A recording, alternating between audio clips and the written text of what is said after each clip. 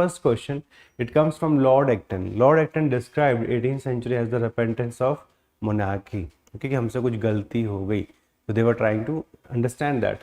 In the light of the above, evaluate the reform of enlightened despots of Europe. But the question is very clear. First, a theme of historiography has been given, and then a specific aspect of the ideas of enlightenment. To what extent they were being used by these enlightened despots, to what extent they ensured that the reforms become the part of the lives of the common men. So that is something which we have to evaluate, and let us try to understand. So if I see the answer, okay, the first part is introduction itself. So what the topper has done, another historian has been used. So historiography specific approach is there. So according to R.R. Palmer, enlightened despotism was an era where despots sought to implement the ideas of enlightenment to bridge the gap between autocracy or despotism and the ideas of enlightenment. So this is a very fair kind of introduction. Okay, when somebody says fair introduction, it means that it is able to grasp the demand or the nerve of the question. Okay, here the major theme, whenever somebody is going for repentance of monarchy, all right, so it means monarchy is going to come up with certain reforms. And how they're going to reform themselves? They require a transition from autocracy to the ideas of enlightenment. Okay, so this is something which I would say is a good introduction. You can use this approach, like, but only one kind of caution I would like to tell all of you. Don't use counter historiography in the introduction. कि अगर यहाँ पे इसने repentance of monarchy है तो सीधा start नहीं करना है विद प्रोफेसर एलन मुखर्जी कि it didn't work. Okay, the enlightened despotism was a sham and it required the shock of French Revolution to change the map of Europe as well as the overall institutions of Europe. It didn't happen because of enlightened despotism. It becomes a kind of counter historiography. So कभी भी introduction में counter historiography नहीं लिखनी है. Please इसको एक अपना rule बना लीजिए, because whenever a question is asked, you are expected to discuss that specific subject, and then eventually if the contours of that specific subject are going to have limitation, you can highlight them, but you cannot just focus on killing the topic in the introduction itself.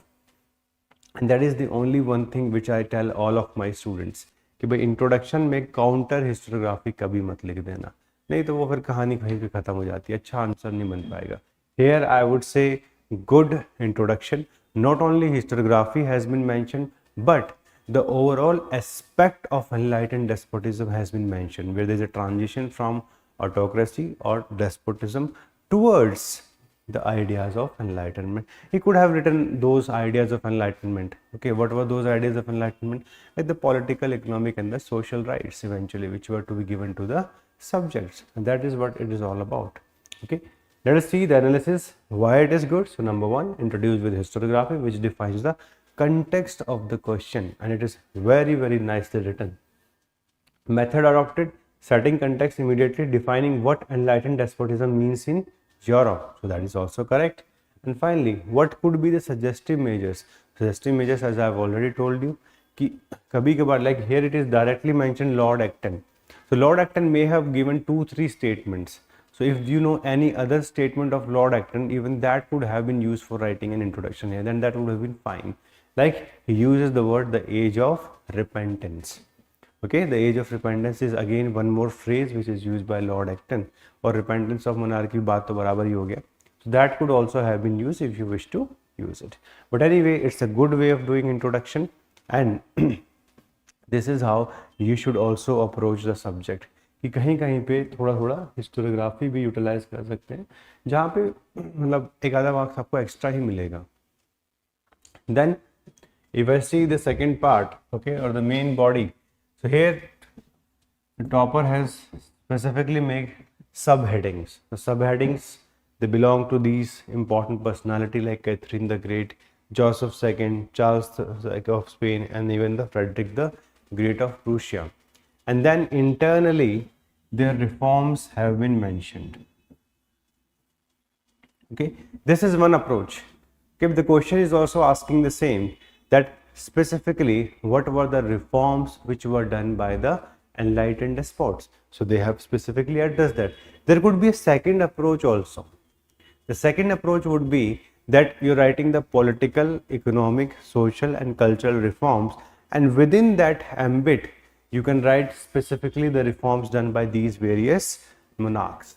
Because in this, what is going to happen, there's going to be same kind of points will get repeated multiple times. Like if you see, introduce national council with public representation, oppose intolerance, confiscation of church property for the sake of spreading education. So that is what is written here. Joseph II, simplification of judicial laws, criminal law introduced, Jews were given equal rights. Then Charles of Spain promoted scientific research, encouraged trade and commerce against the supremacy of church. And last, if we see, Frederick the Great abolished serfdom. Agriculture reforms boosted the economic growth. Okay, so this is how the various reforms of these monarchs have been mentioned. But I would say the second alternative approach could have been even better, where you mention the political, economic, social, religious reforms of these monarchs, or internally उन points को लिख सकते हो rather than just writing about the subheading. This is going to be the most usual way of writing an answer. But still this is good enough. I'm not saying इसमें problem है as such, but वो और ज़्यादा अच्छा structuring है. If you wish to make better structuring, that is the way forward that you can take from here. Started addressing the demand immediately. That is good, because in 10 marker question you have to directly go to the spot. अब time pass नहीं कर सकते, माहौल नहीं बनाना था हमें. Highlighting the name and the work of the ruler, mention the work of enlightened despot individually. That is also the approach which can easily be seen. And work of enlightened despot can also be addressed by dividing both into social, political and economic reform. So this is the suggestion which have been given by me. Okay, so what happened whenever somebody writes test, okay, mains के में लिख रहे हैं तो मेरे से काफ़ी suggestions मिलते हैं उनको, यार इसको इस तरीके से लिखोगे तो और अच्छा लगेगा.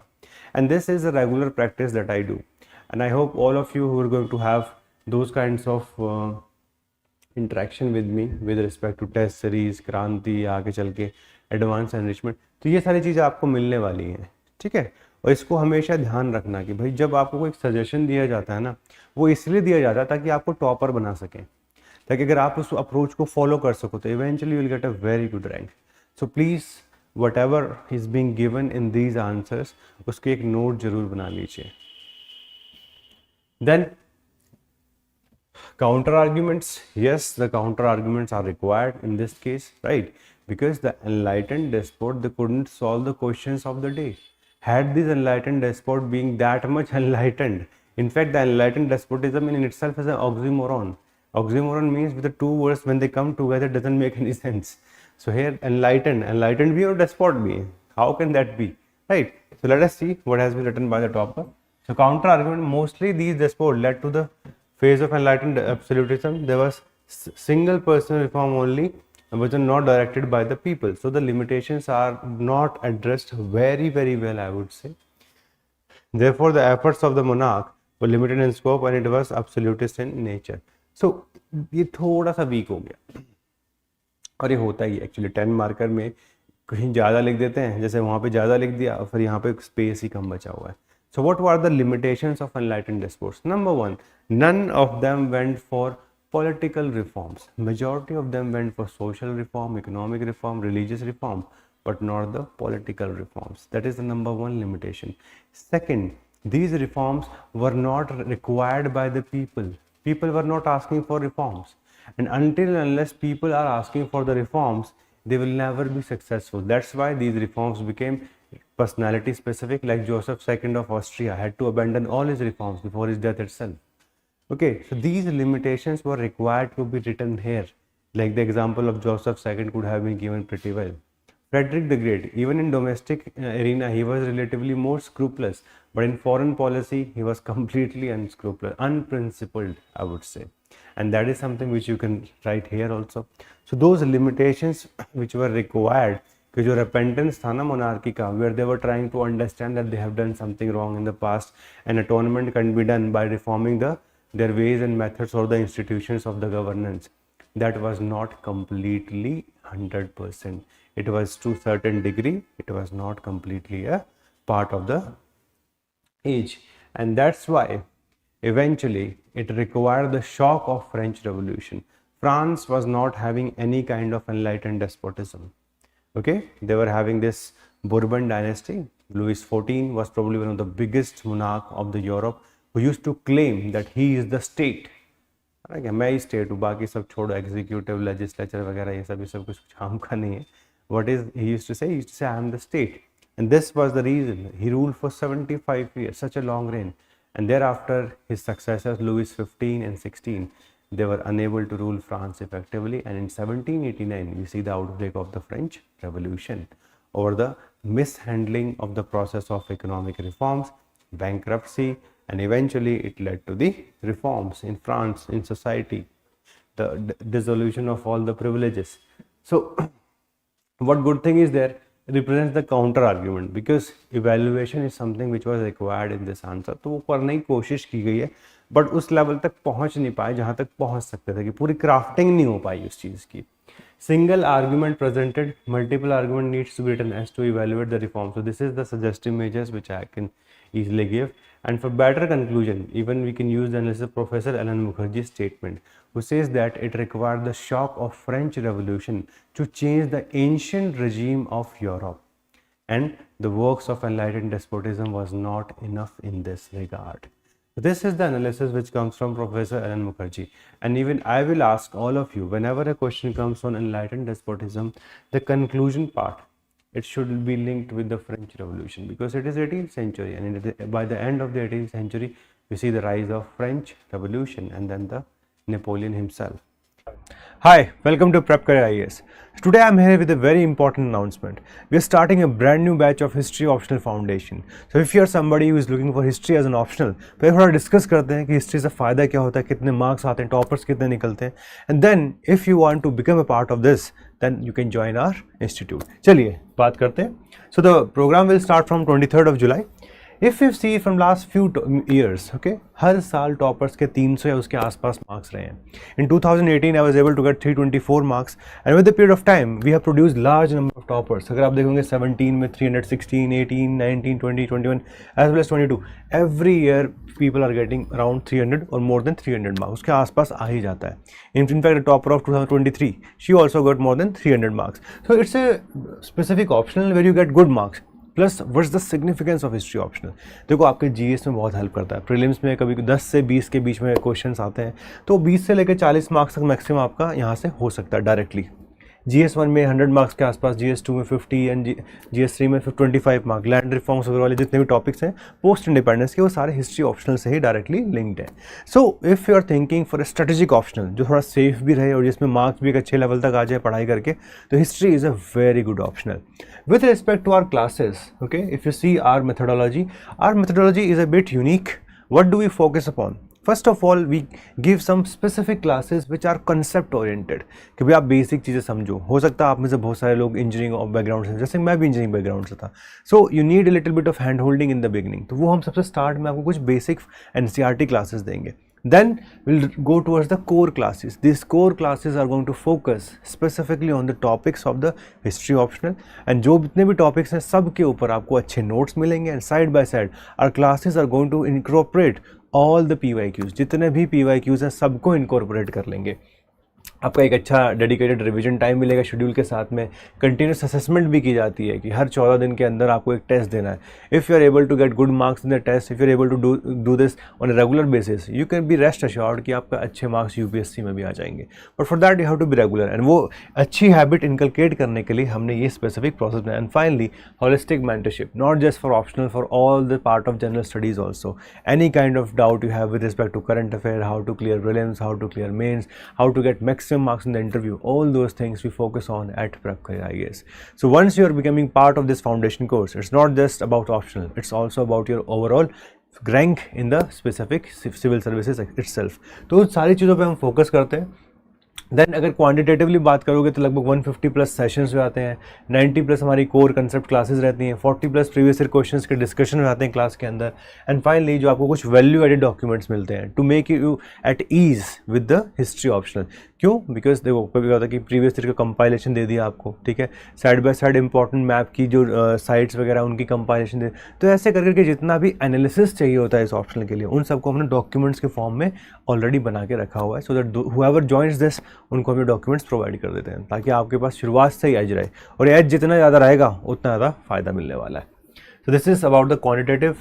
देन टेस्ट मिल जाते हैं आपको, 14-15 टेस्ट मिल जाते हैं ओवरऑल मिला के। देन वेबिनार्स होंगे मेरे साथ में, क्रिस्प हैंडआउट है, एंड मेंटरशिप सेशन तो साथ में चलते ही रहेंगे।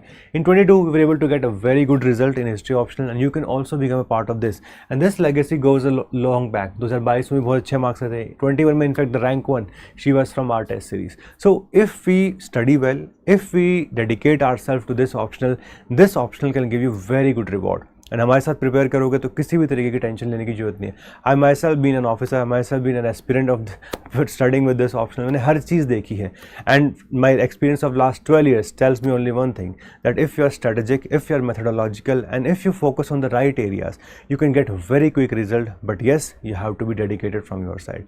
So if you are somebody with energy, somebody with dedication, become a part of this. 23rd जुलाई से हम इसको स्टार्ट कर रहे हैं, एंड आपको अच्छे तरीके से मेंटर करेंगे, अच्छे तरीके से पढ़ाएंगे, and this is something which is going to create a very good synergy between us, and आप लोग बहुत अच्छे मार्क्स लेके आ पाओगे।